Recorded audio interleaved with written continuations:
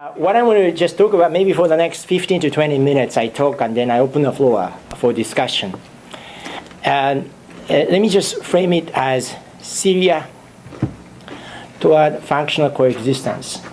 This comes out of a series of preliminary dialogues, discussions I've held with both Syrians and stakeholders and regional experts from the Middle East. And that includes my conversations, my recent conversations in Turkey. And first of all, I would like to really express my sincere condolences to the people who lost their lives, perhaps over 1.5 million people who became refugees. And the human suffering that we eyewitness every day is just tremendous.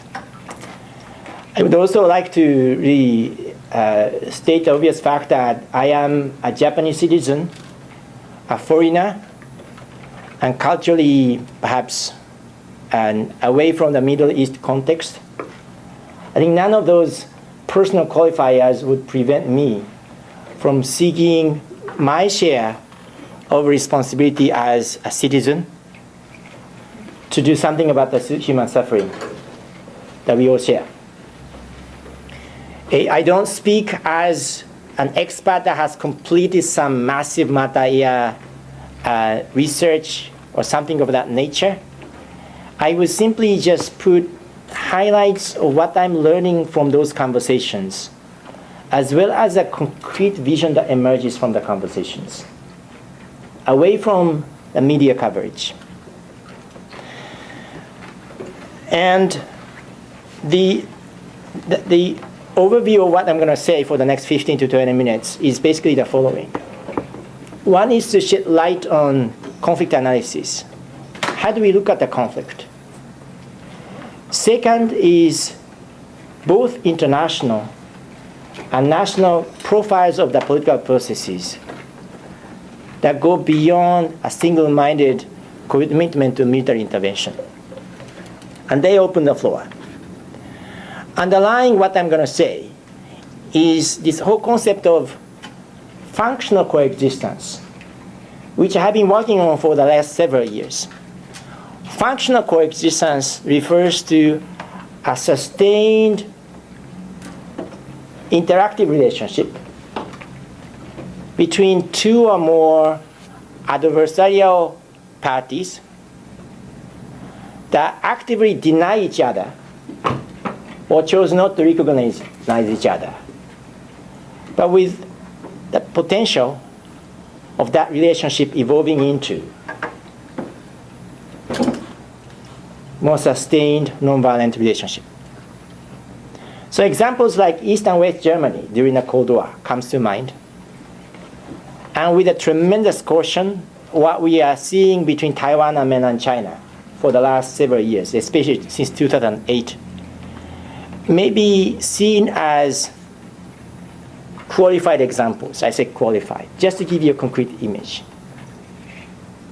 And what I am saying, based on this functional coexistence point, is that the kind of coexistence we can see nonviolently is not an idealistic, loving, kind coexistence. Let's face the reality of Syria. But that coexistence that is functional, very pragmatic, will be far, far better than violent regional meltdown with implications for much more active international war, with the possible use of the weapons of mass destruction, at which point nobody will know how to deal with the situation.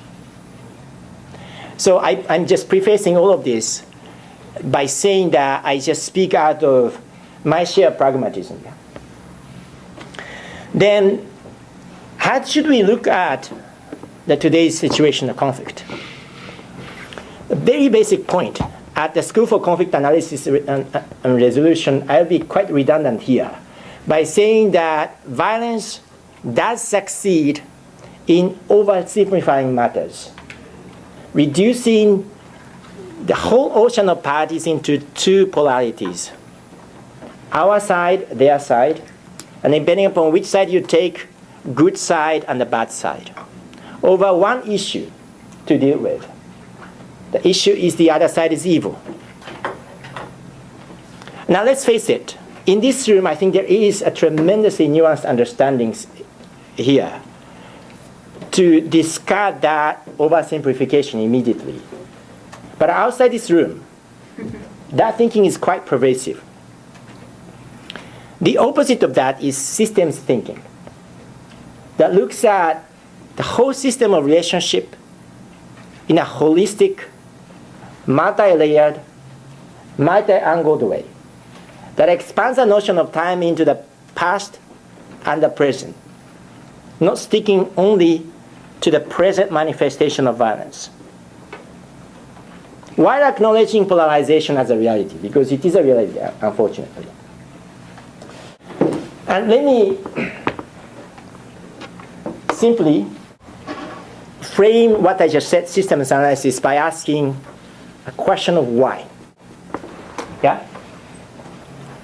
Why violence? Because there is a system underlying layers. So what would the underlying layers look like?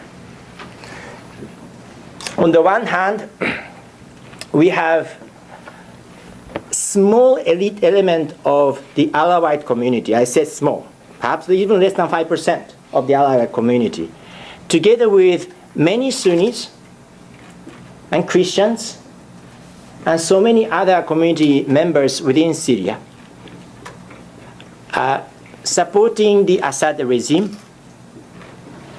Immediately I'm discarding that Assad regime equals Alawite. That is not the case. Syria is a far more diverse, multi-ethnic community. And that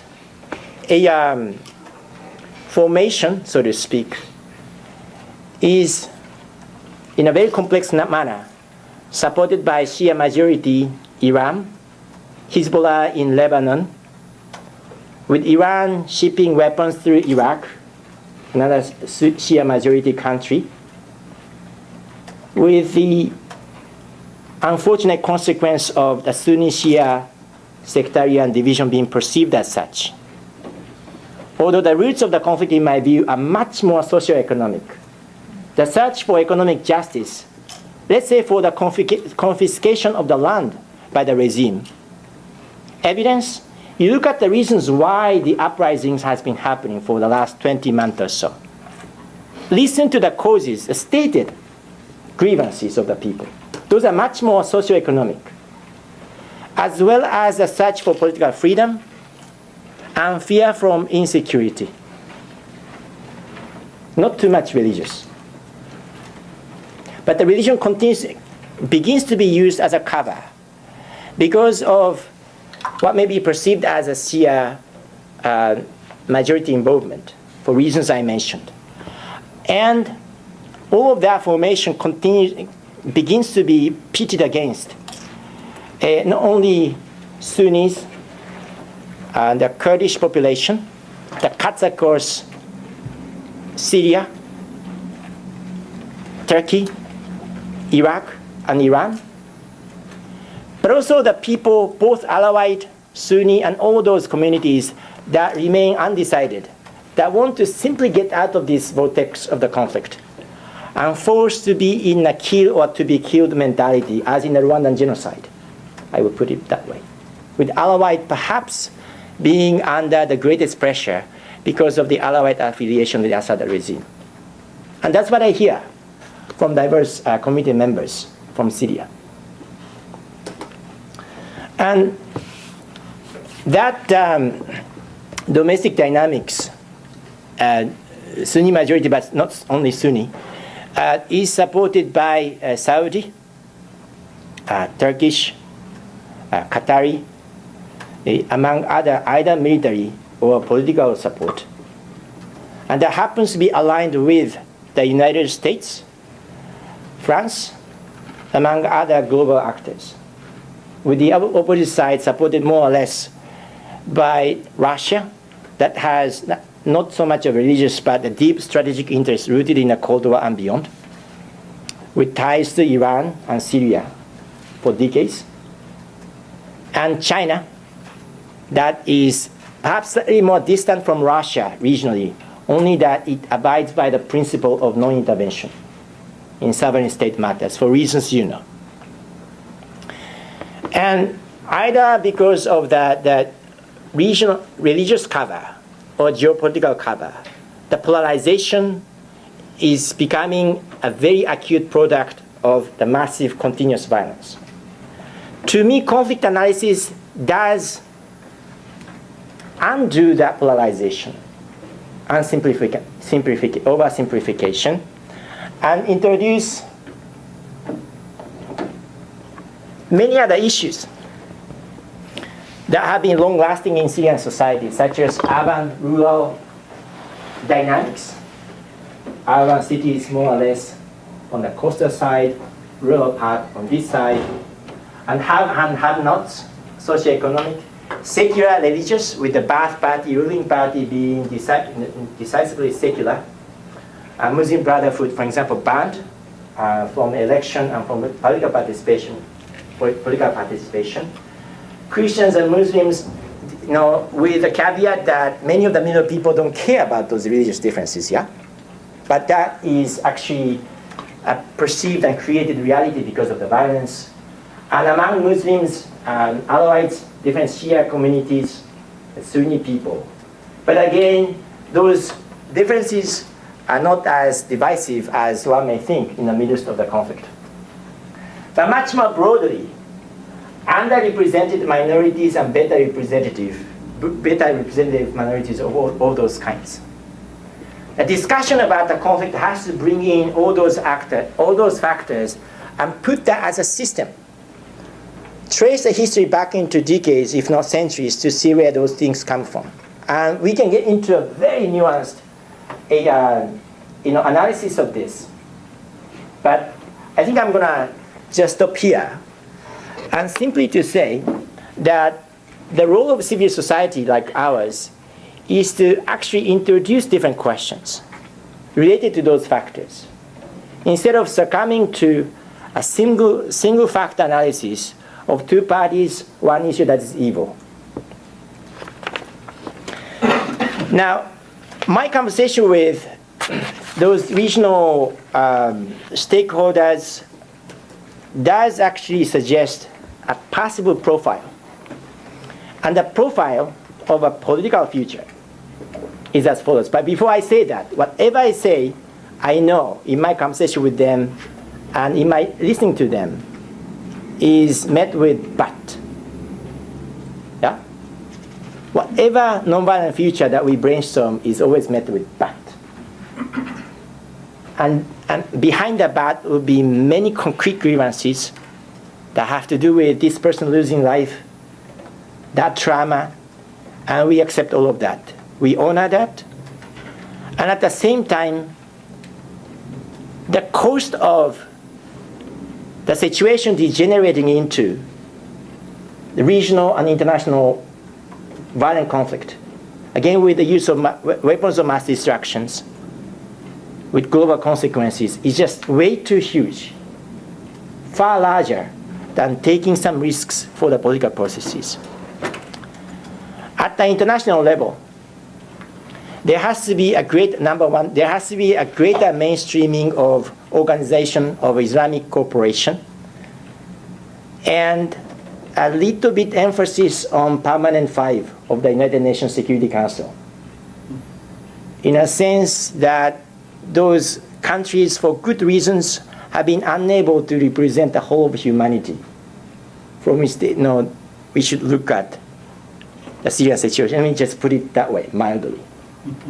But the UN does have a role, not only to support Special Envoy Brahimi, just as Arab League does, but also to do the following. Number 2, any attempt to mediation or conciliation is met with challenges. But learning from, let's say, the South African example of Mandela, President de Klerk, joint ownership that brings together either Sunni or Shia or even Alawite Salafi. I think whatever joint mediation team, multi-partial, that cuts across the core of the conflict, may send a different message. OIC is not functioning as a unified, nimble actor. We know that Saudi influence is strong, but OIC can provide a basic platform from which individual nations that seek a formation of the coalition of the willing can come. So the Quartet initiative comprised of Iran, Saudi Arabia, Turkey, and then Egypt, under the Egyptian suggestion, is one formula. It has many, many challenges. We know that. For example, Saudi-Iranian relation, among other things. But at the same time, it provides at least a potential platform from which that revolutionary partnership, the partnership between improbable parties, that demonstrates how to cut across the conflict lines can emerge.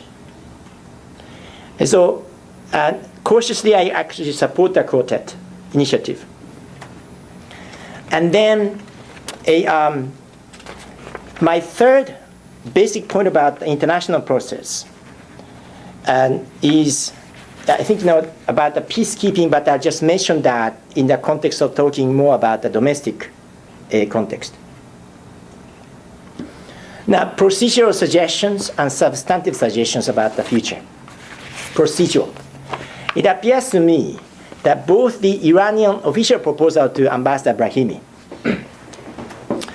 and the President Assad's government at the United Nations, as well as the people I spoke with on the opposition side, all converge on one procedural aspect as a possible consensus.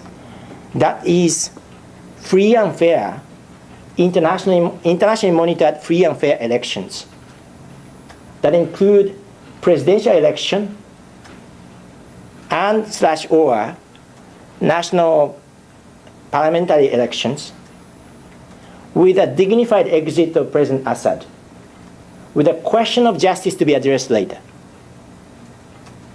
in favor of the Syrian people's needs suffering to be taken care of as a priority. And the question of justice doesn't disappear, yeah? But it will be addressed later. But in the midst of this madness of war, how could elections happen? And besides, don't you believe that this past spring, Syria had an election to the extent that many people in opposition felt apathetic with whatever semblance of election? Then the question becomes, what difference would convince the people on one side that this time the election will be different? I think the preliminary conversation that I had, that suggests the difference to be substantive, and that is important. United Nations, Arab League, OIC, forming partnership, open to non-Middle East countries such as Malaysia, Indonesia, and even Japan, with their own reputation in the region, to create international monitoring system. Peacekeeping, collective arm control, so that the way is clear for a free and fair election. International monitoring of the concrete step-by-step joint Syrian initiative to have the election so that there is enough openness. Opposition side, the Assad government side, have to agree that the process is credible enough that they can put down arms.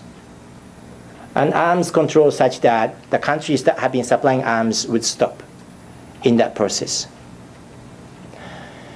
Now, many members of the opposition, for good reasons, would say that the punishment of President Assad is first.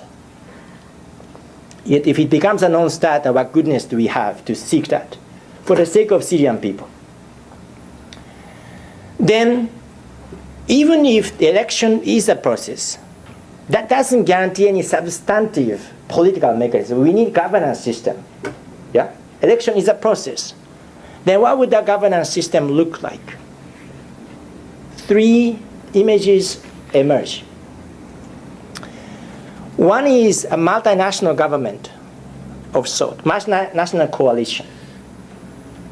And I'm aware that many Syrian people, because of the French and foreign intervention in history, hate federation and confederation. Federation for them means dividing up. They hate that.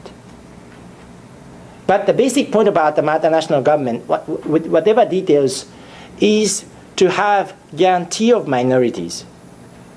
Minority rights from Alawais to Durus to all the rest, Ismailis. And then some restrictions on majority rule, namely in this case Sunni, because it causes tremendous fear for Iranians. They actually see the possibility of Sunni majority government that happens to be supported by United States, etc. And that would be a nightmare with the Golan Heights issue with Israel that remains unresolved. Second is what Professor Johan Galtung of Transcend, a renowned peace-building scholar mentions, that is non-territorial federation idea.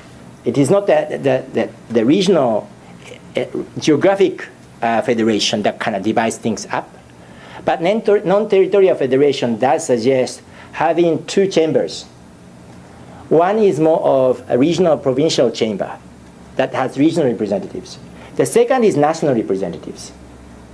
So the Sunnis, Alawais, I think whatever way of community representation maybe, so that there is a two-tier approach. The third vision is to keep the current system of governance intact, but basically change the mindset. Change the mindset. And open to parties other than the Ba'ath Party. A concrete mechanism to guarantee that process of political participation. But this third suggestion, and then what future people want is really up to Syrian people to decide. But this third option opens up this question of justice and reconciliation, the crucial aspect. There has to be a joint and Alawite, Sunni, labor union, more of upper class, joint communal processes of all kinds. The religious colleagues would play a significant role in this. The process that I witnessed in South Africa since 1994, Rwanda, that is still struggling but making some progress, the grassroots-based reconciliation supported by national coordination, not domination by the nation, may come to mind, with cultural, religious, and other differences duly acknowledged. But the basic point is joint communal process that is grassroots enough to assuage the anxiety of the people who have been under tremendous political control, who are afraid of speaking up because of the decades of the rule. And that reconciliation process has to have restorative element as an emphasis, restorative element, not so much of a punitive element. And this national and local dynamic of reconciliation is open to the use of the international tribunal that can try the senior leaders on all sides as needed. So that search for a serious justice remains open, in my view. The next point is development initiatives. Now, let us accept that for the past decades, the development, I think, processes in Syria has been quite either skewed or caused socioeconomic anxiety about socioeconomic injustice. So the mechanism of reconciliation has to be tied so concretely to a holistic sense of economic justice and equity. Let me just put it that way. And the repatriation and resettlement of internationally displaced people and refugees up to 1.5 million and over. And in that process, the kind of OIC, UN, Arab League, open to other international actors may be helpful. And finally, regional actors have a large role to play. And we do desperately need a regional arms control, a non-intervention pact that involves all the actors, including Iran, Saudi Arabia, as well as global actors such as Russia and United States. All of them is very difficult, but I do not think it is impossible. And we have seen so many genocides in the world. And we have said never again. And I can discard any of the views I mentioned. I'm not attached to any of them. But some of them did come, many of them did come out of the dialogue. But if those ideas are not workable, can we put alternatives on the table? It is far better to debate how to invade than to debate which alternatives are better. So this short presentation is meant to open a discussion about those alternatives that take the roots of the conflict dynamics of the conflict seriously. So with that, I thank you very much for your listening.